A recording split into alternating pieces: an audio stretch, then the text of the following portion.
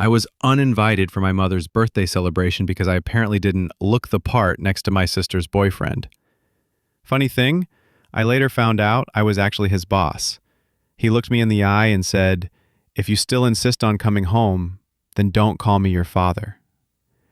3 weeks later, on the day of my mother's birthday, their power, water, and internet all got disconnected. Coincidence? Maybe. Or maybe it was a story waiting to unfold. My name's Daniel. I'm 31 years old and live in a quiet town about half an hour outside of Portland. Every morning, I make coffee, glance at the weather, and drive a few minutes to work. I'm a co-founder of a tech company specializing in sustainable energy solutions. Most of my family has no clue what I actually do. They still think I fix computers or tinker with cables. That never bothered me. I never felt the need to explain or justify my path. When people ask about my parents or my sister Melissa, I usually just smile and say, "It's been a while," and leave it at that. I'm not hiding anything. I've just stopped trying to explain things no one wants to understand. It's been over 2 years since we've spoken. No birthdays, no holidays, no texts. Just silence. I used to think family meant everything, but 2 years ago, that belief shattered. 3 weeks before my mom's birthday, I had taken a few days off work, booked the trip, and planned to get there early to help set things up, just like every year. Nothing fancy, just trying to be thoughtful.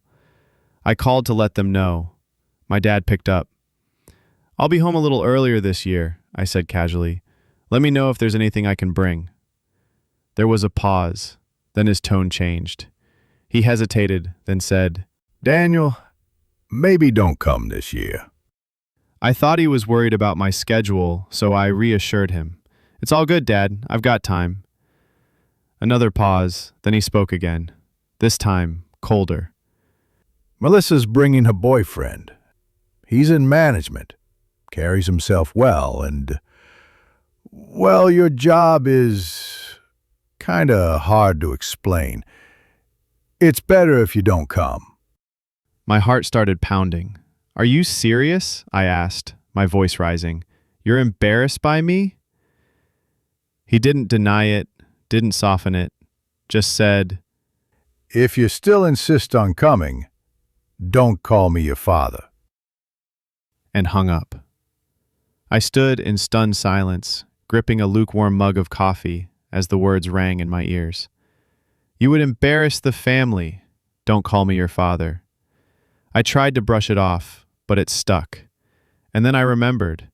I had been the one quietly paying their electricity, water, and internet bills for over 2 years. Every month, on time, nearly $400 a month without fail. I checked the totals. $9,842.17. Almost $10,000. All from me. And now I was their shame? I wasn't jealous of Melissa. I wasn't seeking credit. But the thought hit me. Had she ever done even half as much? Was this shame based on anything real, or just their perception of value? Growing up, I was always in the background, always the one on the edge of photos. Melissa was always center stage, celebrated, protected. I was the silent one, the invisible helper. That had always been the dynamic. I began paying their bills after my mom once called, complaining about rising costs. She sounded stressed. "If you could just help a little, it would mean so much." I said, sure. Thought it would be for a few months. But months became years. When I asked if Melissa was helping too, my mom would deflect. "She's dealing with your father's medical stuff. Just help this month. She'll pitch in next time." Same script, different month. And I believed it. I kept paying, thinking it was the right thing to do. But now, I was being told I wasn't good enough to come home. That night, I canceled all the automatic payments. Not to punish anyone, but because I finally understood that my dignity was the only thing left I hadn't given them. A week later, my mom messaged. Internet bills due. Can you handle it? No apology. No acknowledgement of what happened. Just another request. I ignored it. Then my dad called. Left a voicemail. The power company called. Why isn't the bill paid? No mention of what he had said to me. No remorse. Just demands. And then came the birthday. I sat alone in my apartment while, across the state, the party went on without me. Until suddenly, message after message came in. Power's out. No water, we can't cook.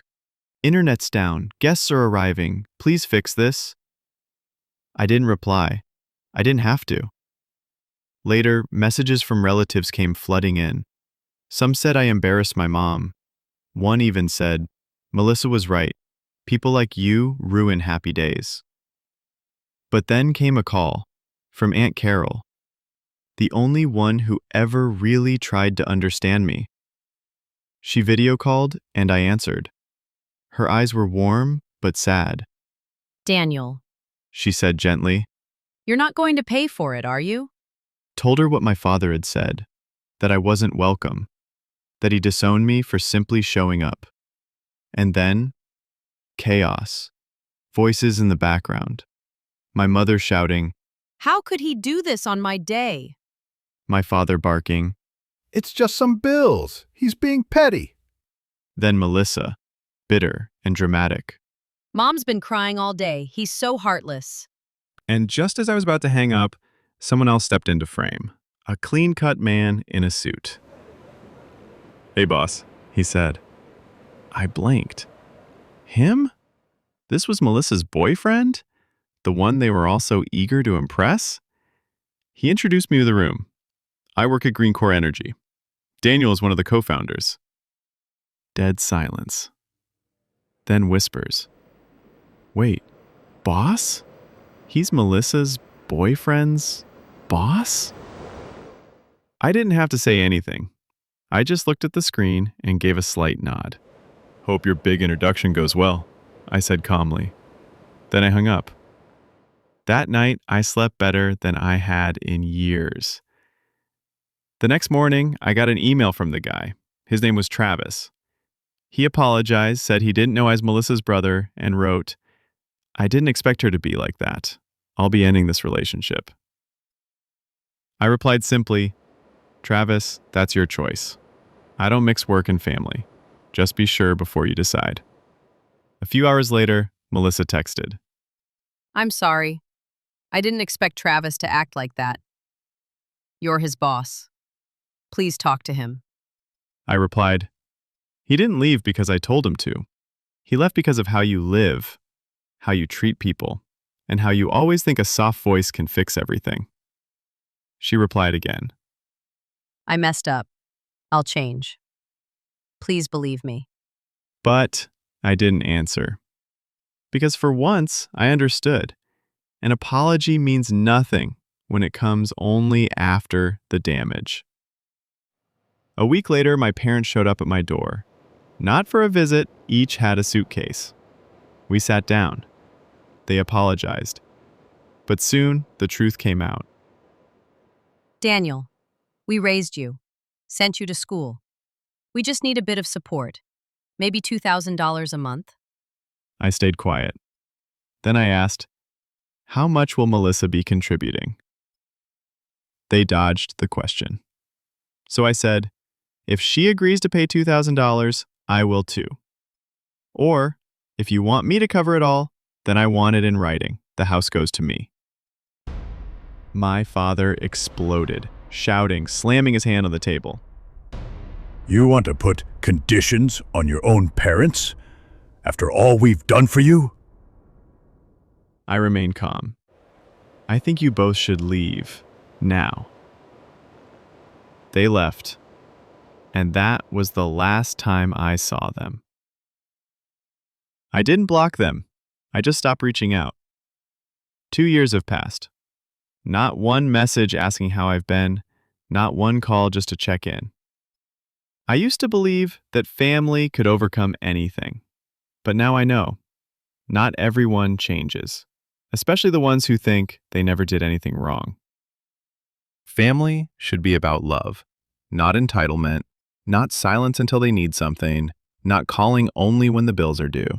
And if there's one thing I've truly learned, it's that love without respect isn't love at all. So tell me, was I wrong to walk away?